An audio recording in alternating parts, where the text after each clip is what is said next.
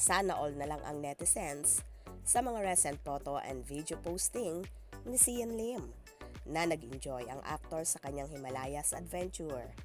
May photo pa siya with Dalai Lama na itinuturing na Man of Peace na awardee ng Nobel Peace Prize para sa pakikipaglaban nito na walang violence para sa liberation ng Tibet.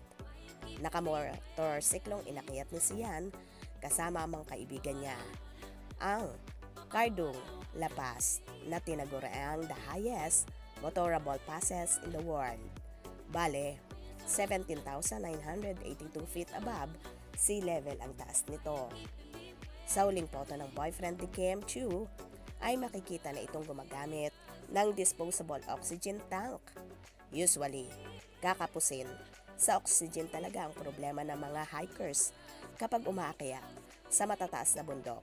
Nagiging manipis kasi ang atmosphere ng Earth kapag high altitudes.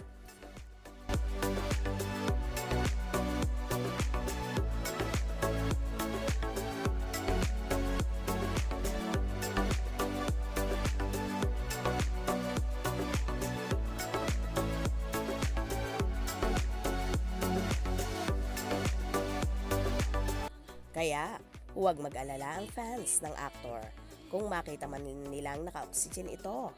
Pero ang sigaw ng Kimsi fans, sana next adventure ay magkasama na ang dalawa. Kilala rin kasing adventurous ang Chinita Princess.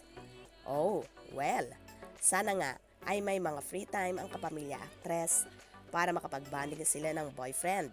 Super busy rin kasi these days si Kim at naka-stream na rin kasi sa Prime Video online lang series niya at grabe ang promotions na ginagawa nila.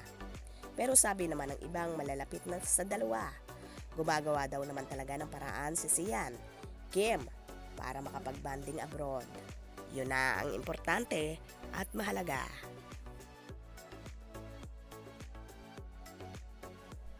Well, abangan na lang natin ang magiging pasabog ng lovebirds, lalo ngayon darating na holidays. For sure, out of country na naman ang Kimsi. Kaya naman tumutok at huwag pahuli sa mga maiinit na kaganapan. Anong inyong magiging reaction sa bidyong ito?